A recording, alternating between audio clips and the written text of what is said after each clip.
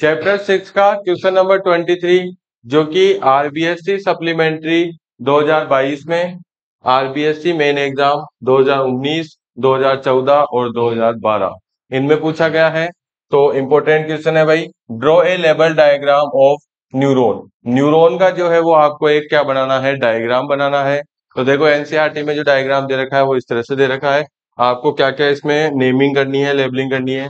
एक तो न्यूक्लियस बताना है सेल का, एक क्या बताना है, सेल बॉडी, डेंड्राइट्स बताने हैं, एक्सोन और नर्व एंडिंग बतानी है।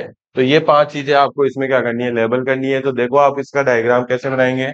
सबसे पहले तो आपको इस तरह से ब्रांचेस बना देनी है, जिनको क्या बोलते हैं, डेंड्राइट्स बोलते हैं। ठीक है, इस तरीके से। अब इसमें सेंटर में क्या बना दोगे, न्यूक्लियस बना दोगे। ठीक है, फिर जो ये लास्ट में है इसको आप इस तरीके से भी बना सकते हैं। ठीक है, ये हो जाएगा क्या, इसकी नर्व एंडिंग। अब देखो इसकी लेबलिंग, कहाँ पे क्या नाम लिखना है आपको।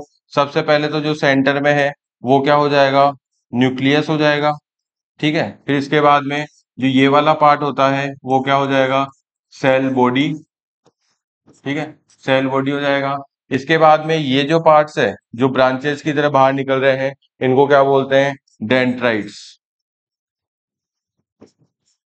इनको क्या बोलते हैं, डेंड्राइट्स। ठीक है, इसके बाद में ये जो पार्ट है, इस पार्ट के ऊपर इस तरह से एक शीट लगी हुई होती है, माइलिन शीट। तो ये जो स्टेम की तरह का पार्ट है इसको बोलते हैं क्या, एक्सोन।